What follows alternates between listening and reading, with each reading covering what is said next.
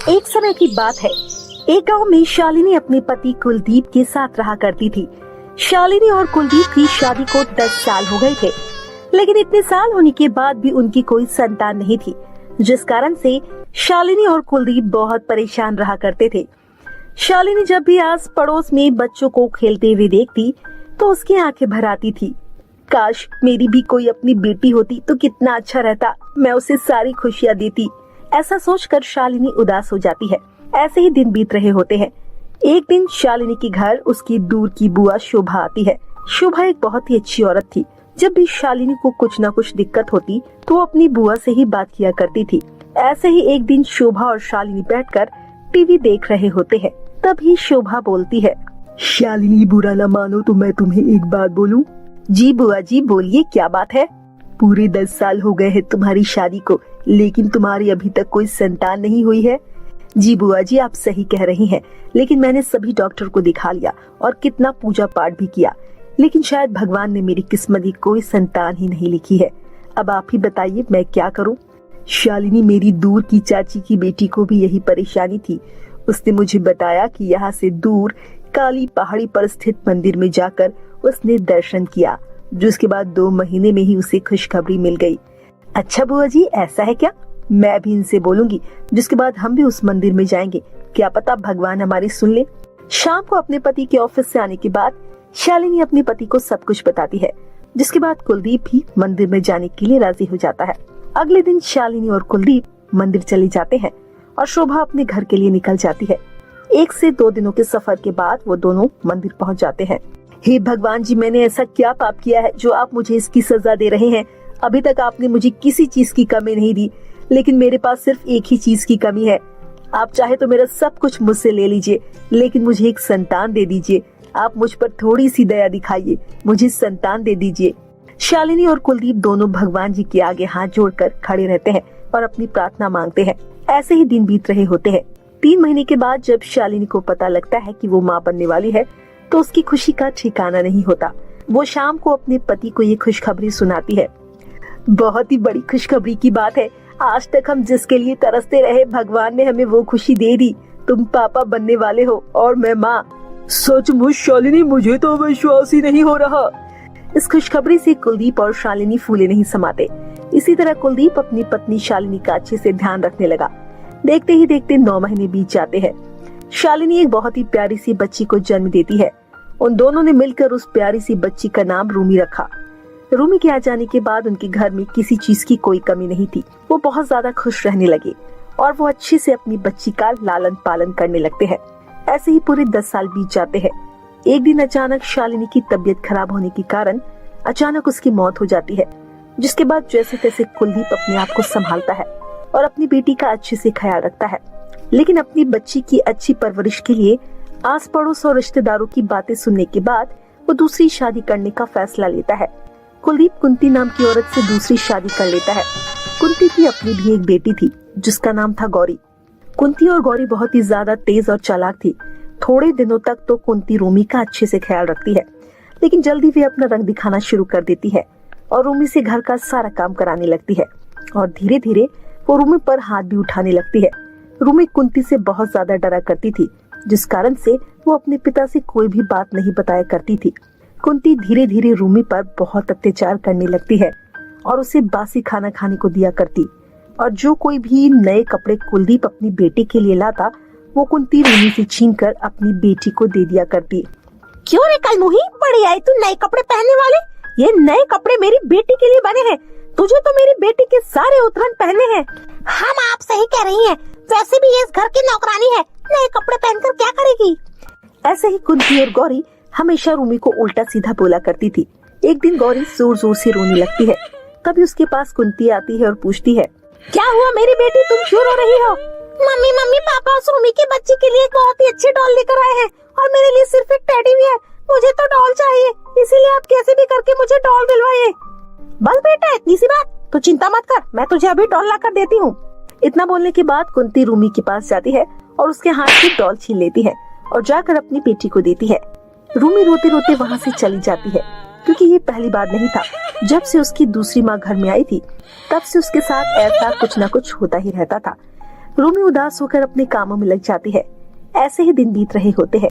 एक दिन स्कूल से आने के बाद गौरी बोलती है, माँ, स्कूल में गर्मी की छुट्टियाँ पड़ गई है, क्या हम लोग कहीं घूमने नहीं जाएंगे? अच्छा, तो मेरी बेटी को कहीं घूमने के लिए जाना है? कोई बात नहीं, आज तुम्हारे पिताजी को काम से आने दो, मैं उनसे बात करती हूँ। ऐसा बोलकर कुंती शाम को कुलदीप के आने का इंतजार करती है। कुलदीप जब ऑफिस से घर आता है तब कुंती उससे बोलती है, मैं आपसे कुछ बात करना चाहती थी। वो रूमी कह रही थी कि स्कूल की छुट्टियाँ पड़ गई है, इसीलिए कहीं बाहर घूमने चलते हैं। रूमी बेटा, तुम्हें बाहर घूमने जाना है क्या? हाँ पिताजी, मेरे स्कूल की सभी लड़कियाँ अपनी फैमिली के साथ कहीं न कहीं घूमने जा रही है, इसीलिए हम लोग भी चलते हैं। पापा, हम गोवा चलते हैं। ठीक है बेटा, मैं कल ही अपने ऑफिस से छुट्टी के लिए अप्लाई करूंगा, जिसके बाद छुट्टी मिलते ही हम लोग गोवा चलेंगे। अपने पिता की ऐसी बातें सुनकर रूमी को बहुत खुशी होती है। वहीं दूसरी तरफ गौरी अपनी माँ से बोलती है, माँ, लेकिन मुझे गोवा नहीं जाना था, मुझे तो शिमला जाने का मन था। अब इस रूमी के बच्चे की वजह से हम लोगों को गोवा जाना पड़ेगा। तुझे चिंता की कोई जरूरत नहीं है, मेरे पास एक बहुत बढ़िया प्लान है। ऐसा बोलकर कुंती अपनी बेटी को अपना प्लान बताती है, जिसके बाद वे दोनों माँ बेटी जोर जोर से हंसने लगते हैं। 3 दिन बाद वो पूरी फैमिली गोवा के लिए निकल जाती है। गोवा पहुंचकर सभी लोग बहुत ज्यादा खुश थे। गोवा पहुंचने के अगले ही दिन वो सभी बीच पर जाते हैं। रूमी वहाँ पर अपने पिता के साथ बहुत मस्ती करती है। तभी गौरी बोलती है, माँ, क्या आप अपना प्लान भूल गई हैं? नहीं बेटा, मुझे सब याद है, मैं तो बस सही वक्त का इंतजार कर रही हूँ। थोड़ी देर बाद कुलदीप के फोन पर एक फोन आता है, जिसके बाद वो फोन पर बात करने के लिए दूर चला जाता है। तभी मौका देखकर कुंती रूमी के पास जाती है और बोलती है, चलो रूमी, मैं तुम्हें एक सरप्राइज देना चाहती हूँ, जो तुम्हारे पापा ने तुम्हारे लिए रखा था, लेकिन उसके लिए तुम्हें अपनी आंखों पर पट्टी बांधनी होगी। सरप्राइज सुनकर रूमी बहुत खुश हो जाती है, जिसके बाद कुंती रूमी की आंख पर पट्टी बांध देती है और उसे एक जंगल में ले जाकर छोड़ देती है और बोलती है, रूमी, तुम यहीं पर खड़ी रहना, बस 2 मिनट में मैं तुम्हारी पट्टी खोलती हूँ। ठीक है। कुंती घने जंगल में रूमी को अकेला छोड़कर वापस बीच पर आ जाती है। वहीं दूसरी तरफ रूमी जब अपनी आंखों से पट्टी खोलती है तो वो अपने आप को एक घने जंगल में पाकर डर जाती है और जोर से कांपने लगती है और रोते हुए बोलती है, हे भगवान, मैं कहाँ पर आ गई? पता नहीं माँ ने ऐसा क्यों करा, कोई बचाओ मुझे। ऐसा बोलकर रूमी जोर जोर से रोती है और इधर उधर रास्ता ढूंढने के लिए जाने लगती है। तभी थोड़ी दूर चलने के बाद उसे एक कुआं मिलता है। रूमी को बहुत प्यास लगी होती है, इसीलिए वो कुएं से पानी निकालने की कोशिश करती है। तभी वो अचानक कुएं में गिर जाती है। जब रूमी को होश आता है तो वो एक अलग दुनिया में होती है। वहाँ पर सुंदर सुंदर बाग बगीचे और चारों तरफ हरियाली देखकर रूमी खुश होती है। तभी कुछ दूर चलने पर वो देखती है एक बूढ़ी औरत बेहोश जमीन पर पड़ी है। रूमी तुरंत उस बूढ़ी औरत के पास जाती है और उसे उठाकर अंदर कमरे में ले आती है और उसकी सेवा करती है। तभी वो बूढ़ी औरत बोलती है, बेटा, तुम बहुत अच्छी है, तुमने एक अनजान बुढ़िया की कितनी सेवा करी, तुम्हारा बहुत बहुत शुक्रिया। लेकिन बेटा, तुम यहाँ कैसे आई? बूढ़ी औरत के पूछने के बाद रूमी अपनी दुख भरी कहानी बूढ़ी औरत को बताती है। इसके बाद वो बूढ़ी औरत बोलती है, वहीं दूसरी तरफ अपनी बेटी को कुलदीप बहुत ढूंढता है, लेकिन वो कहीं नहीं मिलती। जिसके बाद थक हार कर कुलदीप पुलिस स्टेशन में रिपोर्ट लिखवाता है, लेकिन फिर भी रूमी का पता नहीं चलता। कुलदीप को अपनी बेटी के खो जाने का बहुत बुरा लगता है और वो अपने आप को कसूरवार ठहराने लगता है। इसी तरह 3 से 4 महीने बीत जाते हैं, लेकिन रूमी का कोई पता नहीं चलता। वहीं दूसरी तरफ रूमी बुढ़िया अम्मा की सेवा करती। एक दिन वो बुढ़िया अम्मा से बोलती है, अम्मा जी, आज मुझे मेरे पिताजी की याद आ रही है, मुझे उनके पास जाना है।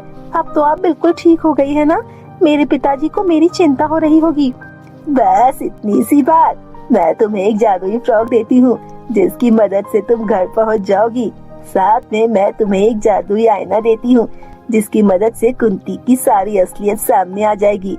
अम्मा जी के ऐसा बोलते ही वहाँ पर एक जादुई फ्रॉक और एक जादुई आईना प्रकट होता है, जिसे देखकर रूमी खुश होती है और वो जल्दी से फ्रॉक पहन लेती है और जादू आईना अपने हाथ में लेती है।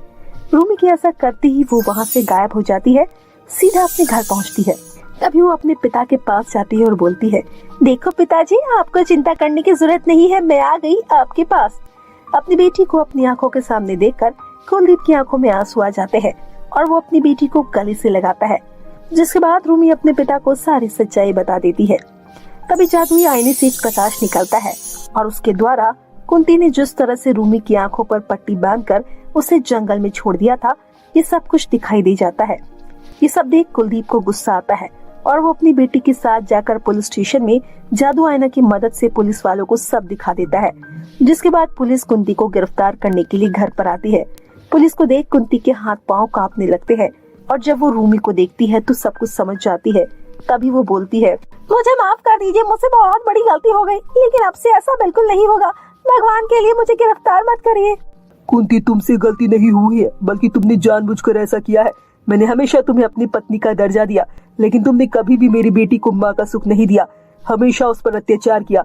लेकिन मुझे ये नहीं पता था कि तुम इतना गिर जाओगी कि मेरी बेटी की जान लेने पर उतर जाओगी। इसीलिए आप सभी इसको यहाँ से ले जाइए और इसे कड़ी से कड़ी सजा दीजिए। कुंती खूब रोती है, लेकिन कुलदीप उसकी कोई बात नहीं सुनता। जिसके बाद पुलिस कुंती को पकड़कर ले जाती है।